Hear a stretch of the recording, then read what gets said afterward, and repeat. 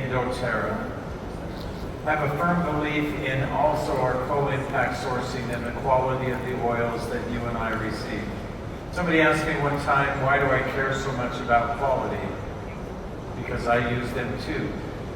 In my family, it is our go-to. It is what we turn to first in nearly every single circumstance that we come across in our own health journey and in the things we need to do as a family. Now, in the progression of doTERRA over that 18 years, one of the things that we've done very clearly is we have brought increased understanding to essential oils and the value that they bring. For example, if we look back, in 2008, essential oils were primarily regarded as a part of aromatherapy. That was the only role that they really played. There was a few isolated cases or instances where individuals were trying to make other claims about essential oils, but clearly they had a presence in aromatherapy. We have believed right from the beginning of doTERRA that we have opportunity and we have a responsibility for all to be able to have access to the essential oils in the context of how we use them for health and for wellness.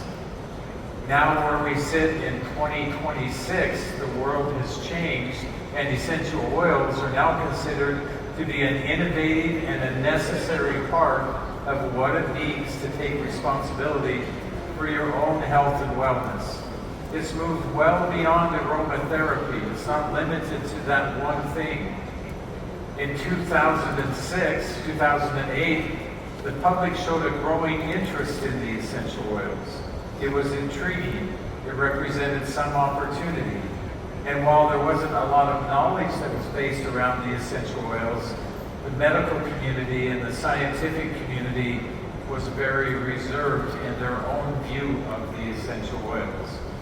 In fact, at the time in 2028, when we started doTERRA, there was a lot of concern that if you were involved with essential oils, there was something somehow that was amiss with you. You didn't quite understand what it meant to be healthy, or you didn't understand what best healthcare practices were. Where we are today, with all of the work we've done, with all of the research, with all of the positioning, with all of the help of people around the world, now the essential oils in 2026 are part of what's referred to as a growing field of evidence-based essential oil therapy and technique. It's now a necessary part of what health and wellness is. One of the things that I've been most proud of for doTERRA as a whole is not only have we changed the entire perspective of what essential oils actually are and the benefits that they can produce, but we've done it in such a way that now there's great understanding. No longer are people in doubt about the value of the essential oils as a whole. This also carries with it a lot of responsibility for us looking to the future. We have to remain in a state of discovery. We have to continue to advance the cause of essential oils. We do science in doTERRA, you might think, so that you have confidence in the essential oils. We also do science in doTERRA for another reason, and that is so that we can keep the company safe. We meet regulatory environments. We follow all of those standards. We receive all of those certifications, not because we think it's necessary, but because it's demanded of us as a company. And so we comply with all of those standards. We do science in doTERRA to keep the company safe so that you can have confidence in the experiences that you have in doTERRA.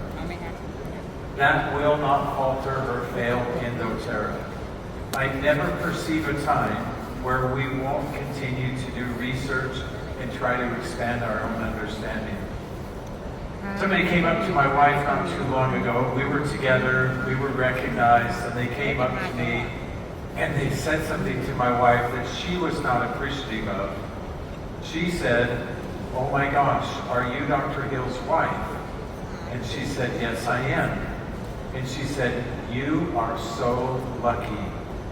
You're married to Dr. Hill."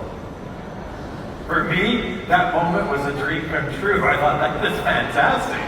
You're right, honey. You are so lucky to have me. My wife didn't feel that way. Not that she doesn't love me or anything else. And after she left, she goes, I'm not lucky, I'm blessed. And I said, okay, that's maybe even better. I suppose it is. You might think, in the context of everything that I know, that I understand, that I believe that essential oils are complicated, that there's great difficulty with them. And I will tell you, even though I'm recognized as an expert after all of these years, and there is complexity if you want to understand all of the chemistry and all of the interactions that they have with the body. But in reality, what I love most about the essential oils is that they represent a concept of simplicity. It's not difficult to use essential oils. They were never meant to be difficult. We're limited in how we can use essential oils because there is no better delivery systems associated with them. The value that we receive is, of course, because of the complexity of the oil. But the process of using the oil and finding the value within them is actually very simplistic. You've heard me say, perhaps in the past, where I talked about the chemistry of essential oils is known to the body. It's recognizable to the body. Not only is it organic chemistry, but it's chemistry that interacts with the body itself. And so while the body also is very complex, how our body reacts and responds to essential oils is actually very simple and easy to understand. I think we sometimes believe that the most advanced portions of medicine, of healthcare, were founded in some new procedure or some new technology. But I really feel like the value of essential oils instead is rooted in something very simple and very easy to understand, and that is that our body has a natural intelligence associated with it. David Chung talked about this a little bit this morning. Our body naturally has this ability to react and to be able to respond. It means that our body is adaptive. It means that if I find myself in a stressful environment, my body has a pathway in a way that it can respond and react to that. It also means that my body over time can become adaptive, but that also means that over time my body can become depleted and my body is not as reactive. It doesn't react and respond the way that I would want it to. I don't have the resiliency that I want. When we're working with the essential oils and when we're working within the context of this natural intelligence, what we're really talking about is a state of homeostasis or a state of balance within the body and how that impacts each one of us. What we've learned in doTERRA is that when you give the body what it needs, your body has an amazing capacity to react and to respond. In the context of our overall health, when we say that we have become a global leader in health and wellness, this is the principle and the concept that we're talking about.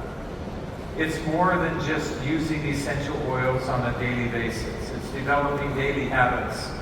It's developing a lifestyle associated with those habits. We'll talk more about that tomorrow. There's another element to this natural intelligence that I want you to be mindful of. And it is that your experience is what matters most. Years ago, I had a patient come to my office who was having quite a bit of difficulty. I ran a number of different tests on her, and after a long process, I came to what I believed was a definitive diagnosis for her.